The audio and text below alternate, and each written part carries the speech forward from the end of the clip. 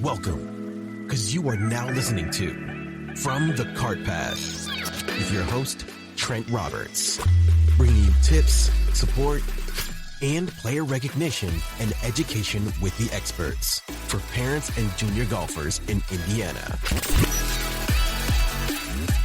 This is From the Cart Path with your host, Trent Roberts.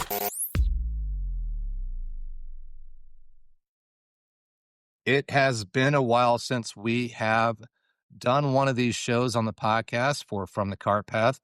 Again, everyone, this is Trent Roberts. I have the intern for From the Cart Path, Elijah Lemmon, with me on here tonight. And Elijah and I are going to have about 20 to 25, 30-minute conversation just to kind of get to know Elijah and kind of go from there so you all can get to meet him. And then he will be on our upcoming shows, sitting with me and getting to ask questions to our guests as well. So Elijah, kind of tell me what you've been up to these last 2, 3, 4 weeks. Yeah, past 2, 3, 4 weeks, just kind of settling into the offseason, I would say, of golf. I finished up with my last tournament mid-November down in Vanderbilt. So right now, between now and mid to early March, whenever I start up playing again, it's just kind of a time to look at my game, kind of reset, assess what my needs are, what I'm going to need to be, what I need to do differently, what I need to be doing the same in my game to be able to come on the spring and be successful. Right now with my coach, we're looking at a lot of the stuff in my bag. That's kind of like, what do we need to change? Like any new clubs. I just had a putter fitting yesterday. So I have a new putter coming in that I'm really excited about. Hopefully I can make a few more putts with that. What'd you get? It's a Scotty Phantom 9. It's kind of like the Justin Thomas putter, but it's a little bit different on the top. And basically, like the techniques or I don't even know what you want to call it, but like the mechanics of the putter. And like I was using the Scotty Newport 2 before that I've had since I was probably 7 or 8 years old. But just for me, when I set up over the ball, I just comfortably hold my hands at like a lower address position. So like the blade putter wasn't like the best for me just because of the angle or the lie angle that it sits on the ground with. So, and getting a mallet, moving the weight a little bit farther back in the head and adjusting the lie angle, just kind of numbers look good. And I just felt really comfortable rolling it. So I'm excited to get it in my hands and maybe get it on the course here soon if the weather obliges. Who'd you do your fitting with? It was at Club Champion over close to Keystone. It was a really nice guy. The fitter's name was Grayson. He was awesome with me, and he gave me a lot of options. He wasn't pressing with me about anything. He was a really good fitter. That's a great experience always. I can't even imagine back in my day, Elijah, we didn't have fittings. It was you went to the shelf, you said, oh, I like that putter. You put it in your bag. There was no moving around or anything. Sure. It was different back then. And I think one of the funniest thing was we used to buy, you ever played tennis? Yeah. You know, like the wrap you put on your racket to put like a new grip on it? Well, all of us would put that wrap on our putter grip, which for whatever reason, I don't know. We did it. It was dumb. And I still miss putts. Sure. So it's, we all do, right? If we could have got fit for the day back in the day for a putter, I always tell everybody I probably would have shot 8 shots lower around, but I just didn't know what I was doing. Hole was smaller back then too. Yeah. So new putter in the bag. And I know you said you just got back from vacation. Where'd you go again? Yeah, me and my family were in Orlando. We went to Universal a little bit to see one of my little sisters is a big Harry Potter fan. So going to Harry Potter World was a big bucket list thing for her. And we just enjoyed, we went to Disney for a couple of days, enjoyed really good weather, honestly. It was like, got up to the 70s. It was getting a little bit hot. Some of the days down there. It was a big culture shock when we got back home and felt the icy breeze of 25-degree Indiana. It probably makes you want to start looking at schools down in Florida It after sure that does, trip. yeah. I'd be lying if I said that didn't cross my mind while I was down there. Right. So what was your favorite ride? Man, at Universal, it's like the Velocicoaster in Jurassic World, and it was amazing. I'd never been on a roller coaster. Like it was like upside down, like over water, like sideways. It was crazy. How many times did Winnie go? Was it Winnie is the one that's a Harry Potter fan? Yeah. How many times did Winnie go on the Harry Potter rides? Well, it was a ton. So we went as a family, like the first place we went as a family when we got there was we went to Harry Potter World. And then like our gradual progression was kind of like to move away from there. And then like as we got into the afternoon, like me and my sisters rode some of the rides elsewhere. But my mom went back with Winnie so she could go back to Harry Potter world again and ride. I think it was like Hagrid's ride, like the motorbike ride that she rode. Yeah. She rode a couple more times. She had a lot of fun. That's a fun ride. Hagrid's ride is a good time. So Yeah. no, good. I'm glad you got to go down there. And then I know you said you're working on your game going into the season. What are some of the big areas you're looking at working on? Or you're currently working on? A lot of the stuff right now is not super mechanical. I think me and my coach have gotten to a really good point with my swing. Like I feel really confident with where I'm at mechanically right now. Honestly, it's a lot of just looking at my bag and my clubs and like how they fit together with like yardages, launch angles and stuff, and kind of like the certain shots that I need throughout a round. So right now we're kind of looking at, I play Mizuno Pro irons, pitching wedge through 4-iron, and they're like really bladey irons. And once I get to the I'd say I strike the ball pretty decent. But like once I get to the 4-iron, it just gets really hard to get enough distance out of that, out of like the unforgiving phase. So right now we're looking at kind of like a utility iron or a hybrid or something that I can get to kind of like fill the gap between like a 4-iron, and then I go 4-iron 5-wood. So my 4-iron goes 15-ish carry on a normal day, and my 5-wood's like 245, 250-ish. So we're looking at like kind of like a utility iron that got a little bit more technology in the face. It's a little bit easier to launch. And I could kind of use for that 225, 230-ish distance. Now, you've mentioned your swing coach a couple times. Who is that? It's John Hoover. You're with Hoover? Okay. Yes. Yeah. Great coach. I started working with him last year or 2024 now, I guess, like late summer. And like immediately I saw the best results. I went through a big swing change right away with him, and it's done wonders for my game. And just like everything he tells me, it's just nothing like crazy. It's just a lot of like simple stuff about the swing that just makes sense. So he and I have worked really well together, and my game has gotten a lot better ever since I've been working with him. How often do you see him? About once every week or two, pretty much. Right now, I see him more right now since it's the off season. There's a lot more moving parts than I would like in the summer when I'm playing tournaments. Now is just the time to, if there's changes to be made, and like now's the time to make them, just because I don't have anything competitive for a couple months now. No, it's more time to work on it and not have to stress out about, you get a tournament in 3 weeks. Why am I implementing this new? Yeah. Which happens. Sometimes you have to do it anyway. Yeah, you got to do what you got to do. So what do you think your strength is of your game? Right now, I would say my strength, if I had to pick, I guess, a specific part of my game, I would probably say probably my iron play. I think that's something that's gotten a lot better ever since I've been working with John. I would say if we go back many years to when I was like a young junior player, maybe like 8 to 10 years old, I would say my short game is pretty much what carried me through a lot of events. But I think working with John, getting some really good instruction from him has kind of moved my ball striking in a positive direction. I wouldn't say my short game has gotten like bad over the years, but I just think my ball striking has moved up and to the level where my short game is. I'd say my ball striking is just as equal, if not better than my short game. Now, where do you spend most of your time when you're doing practice rounds on your own?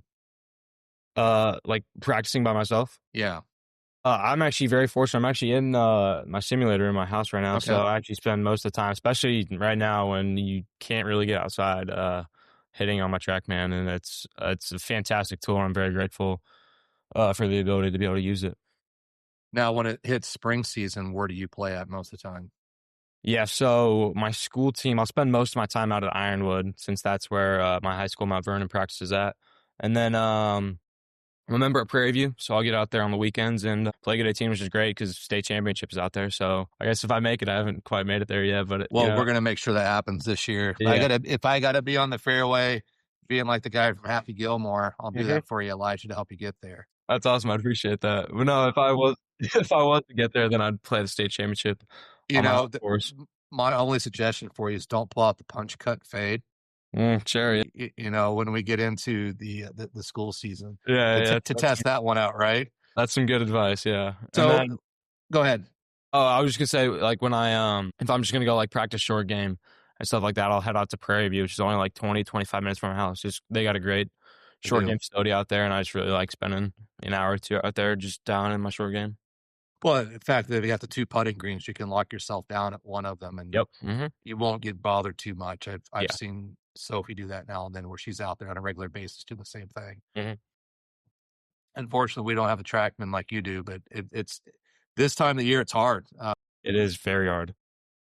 Well, the crazy thing is she was one of those when Great Eagle knocked everything down, was one of the ones that's upset because she'd like to go out there just to see her ball flight. Mm-hmm. Because I think if anything you want to do is you can hit in the wall so long, but not really know the trackman's accurate, but you still want to see that ball fly. For sure. And for stuff So like alignment too. Like I usually find which is why when during the season when the weather's yeah, good, I don't spend a ton of time on the sim just because like alignment patterns and like ball flight and turf interaction they're just not the same if you're hitting off a mat versus if you can get outside and watch the ball fly through the air. perfect. What are some of your favorite tournaments as a junior you've played in? Oh man. Favorite tournaments. I used to love when I was younger, US Kids Worlds was always just the best time of year. Well, Pinehurst is awesome to begin with. So awesome. There's just like something in the air when you like get down there and smell the pine trees, and it'd be all my friends from Indiana would come down there and play it as well. And, you know, I'd go out and play a tournament, and like a couple of years I played good, some years I didn't, but like, after tournament rounds, we'd go play the cradle with my buddies from back home, and it was just always such a good time. Speaking of the cradle, I'm going to interrupt you there real quick. Speaking of the cradle, do you ever look at the records? Every time I tee it up, yeah. Now, the fastest round played. I wouldn't It's know. 6 minutes and 42 seconds now. Crazy. Somebody got it. Yeah. How? I have no idea. I've been trying to figure that out. They had somebody ran it, and it took them like 3.5, 4 minutes just to run it. So it's how do you hit a ball at the same time? So I like to point that record out to everybody because I'm like, that's probably the most impressive Yeah. record. And I did find out there's a story there. We were at the Tiles Performance Center, and the guy was telling us there's a guy there that plays that course twice a day, plays the cradle 2 times a day. He's retired, and they love him because he comes in and buys wedges every 2 months. Because obviously, if you're hitting that many shots at the cradle, you need to update your wedges constantly. Mm-hmm. I think the guy has 22 hole-in-ones at the cradle. Jeez, that's So like crazy. that's the record on that one. Crazy. That's the thing. I wish there was a spot in Indiana near us that had a short course like the cradle. It's just such a great vibe, yeah. Yeah, with the music playing, the restaurant, like not the restaurant, but the little snack stand with drinks, and this time of year they had coffee and hot chocolate back there. Mm-hmm. But this, like you said, the vibe. I think when we were there, people were sitting by the fire pit, people were hitting shots, and they were cheering everybody on. Yeah, the environment of the cradle would be awesome if there was some land around here. And it's too bad Great Eagle sold that land off to the right because that would have been a perfect spot for something like the cradle. Yeah. They could have made a ton of money off just doing that. That'd be awesome. So, but kind of going back, those were some of your favorite tournaments. Now, when we get into high school season, let's talk a little bit about that. What is it about high school golf in Indiana that gets you excited? Man, it's just the camaraderie and like the people that you can share these experiences with. Like summer golf is fun, but the reality of it is when I tee it up, in an Indiana junior golf event or a golf week, I'm just playing for me, like I'm playing for my score. But on Saturdays in March and April and May, like you're teeing it up and you're playing, but like you're also representing your team, you're representing your school. And there's just something about that playing for a little bit more than yourself, that's just so special. And then, like bus rides after events, we always go to Chipotle after our tournaments. It's just like, the stuff that happens, like you just make memories that way. And it's just the best like that. Yeah. High school golf. Your grandfather's your coach, correct? Yes. Yeah, he is. What's that like? It's awesome. It's like, he was my coach from the age, he's the one that introduced me to golf before I could even walk. I would just go to the course just to be with him. And then he was the person who taught me how to play. He was my caddy in all my junior events, took me to all my tournaments. So just having that kind of almost like a safety source with him, like I know I can talk to him about anything golf or non-golf related at any time. Just having him there as my coach and having him, as a coach, he has the ability to walk the course with me, give me advice, and just having that there is just, it's a great source of comfort for me while I'm playing school golf.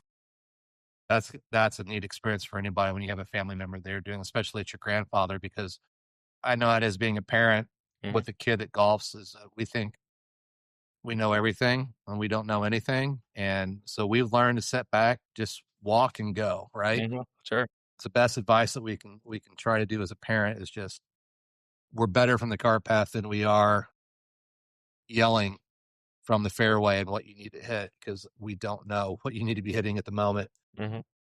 So now we get into, you reached out when I asked for people to volunteer to do this, and I was pretty excited. You came to me as I was worried some other kids might or might not, but I was pretty excited. I had you and a couple others. I was excited about you coming on here doing this with me. What is it about like podcasts and this type of atmosphere that you like? Yeah, I think the first thing would be that I've always been interested in sort of like media and production type of things. I've taken classes at my high school. Probably my favorite classes I've taken in high school were broadcasting. And then the second class in the pipeline is audio and video design. And it's just really fun to kind of use your creative freedoms to express that. It's fun to be on a podcast like this and talk and share your opinions. But then also I think that um, I've played competitive golf since I was 7 years old right now, and I'm close to turning 17. So I do have a lot of like experience and a good amount of knowledge about junior golf and competitive golf as a whole. So if I could share that and help out someone who was younger watching this and help them have a better experience with their junior golf career as well, that would make my world. That'd be awesome. Now, from the area, and I want you to think about it this way, because who are some people that you would want to reach out to in the Indiana market that you might want to get on here to interview yourself? Sure. Oh man, I could say some of my buddies. I think Mattingly Upchurch would. Mattingly never says no to anything. Yeah, sure. I think Mac Myers, one of the best players in Indiana right now. I think he'd probably like to do something like this. Guys like him, and then if we were to get, older guys like people who run golf tours, like heads of Indiana Junior Golf Week, stuff like that. I think it'd be cool to talk to them about how they structure tournaments or run tournaments, stuff like that. I think that'd be cool too. Absolutely. I think that's something we could have you reach out to them as well and say, hey, you're doing this, and kind of go that direction. I think Mac would be awesome. Yeah. I remember last year when I did the preseason stuff, and a lot of the players came to me and were like, Mac's going to be one of the top 5 players in the state. And I went ahead and made the decision of making him basically the freshman of the year before the season even started. And the flack that I took for that, and here we are, who's, like you said, he's one of the best players in the state. Hindsight, that's a pretty good decision. Yeah. Yeah. And well, I think we all saw it coming. I think if you go look at what he's doing and how hard he works at it, I mean, there's a lot of you that work hard. There's like, if I could go look at like the top 40 players in the state versus everybody else, like, in each class, the top 5 or 10 players in each class, there's this work ethic that's up here. Then there's the work ethic that's kind of there.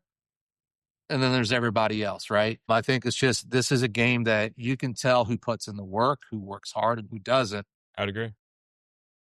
And Mac works hard. I saw your guys' video at Purgatory. Yeah. Which cracked me up because what was the wind going that day? Oh, that day, that was funny because I was on fall break and I got a text from, I couldn't remember if it was Mac or Ryan Caesar that texted me, but they were like, hey, you want to go play Purgatory? And I was like, yeah, like I've been on fall break without my clubs for a week. I would love to, get back. And I think that was the weekend before the Yestensmeyer too. So I was looking to get back and just get a club in my hand. So I was like, heck yeah, I'd love to come out to Purg and play. So we didn't get you to interview Daddy Caddy on here? Oh, yeah. But then I didn't really think much about the weather just because I was like, yeah, like I'm going to go play golf in October. This is going to be great. Then we get out there and like wind was blowing 30, rain was coming down. It wasn't I think we ended up playing I think we played like 11 or 12 holes. We played the front 9 and then we went 10, 17, 18 at Purgatory. So I think I don't blame you. We got 12 holes in. But yeah, that was a fun day. I had a lot of fun there. Those are probably my favorite moments as a kid, even is like that day right there. You 3 will remember that day more than you will a lot of the tournaments you played in because of the conditions. Yeah. I tell the story. I got a good friend that lives here in the area. He wasn't on the team yet, but there's some other guys on the team in high school at Kokomo where I went to. We had an ice storm, and we were playing golf when that ice storm started. Jeez. And we were just getting pelted by these things. We're like, we're going to try to finish the 9 holes. By the time we hit the 4th hole, we're at the furthest point away at this course called American Legion of Kokomo. And we're like running as hard as you can to get back because it was just awful, and you're sliding everywhere, and you get your spikes on, and the idiots of us had shorts on at the same time. So those are the moments you remember For sure. more so than you do, how did I do at that tournament here? But let me tell you about this story of like when the three of us hit a par 3 that was 180 yards and we had a 30-mile-per-hour wind in our face and what we were doing. Oh, those seem to be more fun. How For sure. often do you get to play with guys like Mac and Caesar? I would say that when it's not super, like obviously high school golf, we're kind of all at separate schools. Even during the school season, usually Sundays are a good day that I can text my buddies from other schools and be like, hey, you want to want to go out to Prairie View, want to get out to Perg. Let's just play a fun round. So that's usually a couple times throughout the high school season. I'll get together with my buddies, play around like that. But then I'd say every couple of weeks we just try to, get out and get something going. It's just fun to, when you're not playing in a high stakes tournament, when you're not playing for something school related, it's just fun to get out and just have fun together on the course. Yeah, I think it's important. Like as we play, like it's easy to take it real serious when you're going out and playing for, trying to get college offers, stuff like that, trying to up your ranking better. But it's important at the end of the day to remember that we play golf for fun, and that's the fact of the matter. And when you play with your friends like that, it's easy to have a lot of fun. So I think it's important to get those rounds every once in a while. Who was your partner at the Estemier? Luke Lemmon from Cathedral. I had a ton of fun with Luke. He played awesome too. Yeah. What is it about that event that you guys love? That's super cool. Really similar to school golf that you're representing something bigger than yourself. We're all representing Indianapolis, but to be able to share that with another partner, both days you're playing with your partner. The first day it's two matches of 2v2, and then the second day it's singles, but you're still playing with like the other person. Just having that person beside you like throughout the tournament is just so much fun. I remember even on the second day when we're not playing together, just little things that me and Luke were saying to just like hype each other up. We both kind of had like comebacks going at the same time. So we just both kind of had that momentum going, which was really fun. So that event is definitely one of my favorites for sure. It's just a lot of fun to share that with other people. Yeah. So we were kind of watching it. Obviously, I had Shane reached out to me. And he said he was going to be down there. I'm like, well, can you just do some videos? And I would tell you, he likes to call himself Daddy Caddy 34 now. Yeah. And Shane I think he was in seventh heaven. He thought he was like this big time guy walking around getting all the interviews from all you kids.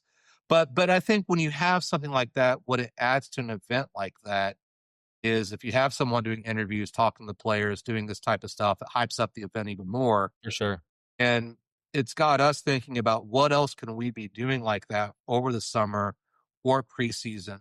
I know on the girls' side, I'm working with Kentucky right now. We're doing a warm-up tournament in February. And if my schedule was there, I wanted to have something in Southern Indiana like late February, early March, because I think it's the same thing as you all need to have something where you can go do for fun. Definitely. But it's kind of competitive, but not competitive to get ready for the year. Yeah, definitely. Because I think that's the hard part is I see all you kids, you practice all winter long, and then all of a sudden there's a golf week event in the middle of March, and none of you have even played a practice round for fun at this point. And now you're playing competitive golf. We got to find some things in there for you kids, you guys and the girls to have more fun with events like that aren't so serious that you guys can enjoy it. And I think the Estemier Cup, probably saying it wrong, but that's life. I think you're saying it fine. If I'm not, I'm sure I'll get 4 people sending me a note to correct me. You'd be shocked how many times people will send me a note that I didn't do this right or do that wrong. And I'm like, I do this for fun. I do this for fun. I don't make a nickel off this. If anything, I spend nickels. Yeah. But I enjoy it. And I've loved giving all you kids more publicity to get your names out there than anything. So it's awesome. With all that being said, real quick, now that you're driving, how frequently does mom and dad make you take your sister somewhere? Man, to be honest, it's not that much. I think it's just because like we all have like a lot going on. Like today, for example, I have 3 sisters, Ressie and Nellie, who are the 2 oldest, both had lessons today with John Hoover, and that's over it's at the Golf Nest in Zionsville over on Michigan Road. So I was home with Winnie.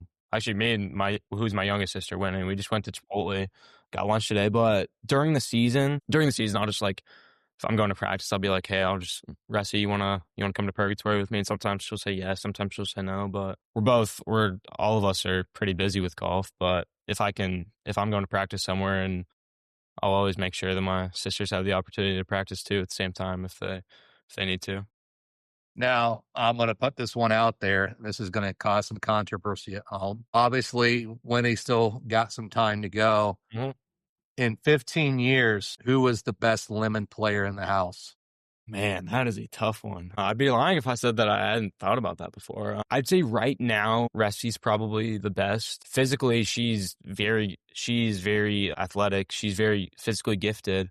But I think what she's kind of been doing over the past year or so is kind of putting in the work off the course.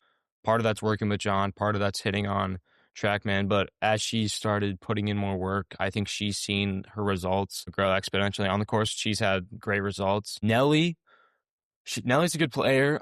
I She's would pretty say long for her age, too. Nellie is really athletically gifted as well, and she's also benefited from working with John. Her swing is getting much more mechanically sound. I think Nellie definitely has a lot of potential. And then I would say Winnie. I had to pick someone. I think 15 years it's going to be Winnie, just because just the experience of having 3 junior golfers or siblings older than her that my parents have gone through with me. I see Winnie's 8, and I see the things that my parents do with her just because they know They've from learned. me, Ressi, and Nellie that it's just experience is so invaluable to Winnie. And I think that Winnie will be the best. Her swing it's probably mechanically better than mine. Honestly, more on plane, and she's 8 years old. So I think 15 years, I think it's probably more than likely going to be Winnie. But I would say with you as a parent is we don't know what we don't know. Mhm. And when you get into this, you don't know a lot. Mhm. Even if you're a golfer, you think you know enough, but you don't.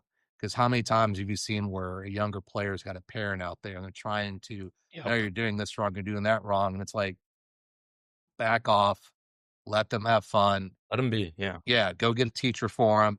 Let the teacher show them and let them enjoy themselves. Because I think the best thing you can do as a parent in this game, let them enjoy themselves and let them have Exactly. fun with it. Because if you get too involved with it, then we've seen many parents out there, Elijah, that were like, wow, I feel bad for that kid. But no, I get it. It's tough. And I think it's even tougher for us when we're watching you, when you're not having the round that you want, or the quick mental mistake that cost you a shot or two that for some reason you just lost mental focus there for a second. Because when you look back at rounds, you know when those were.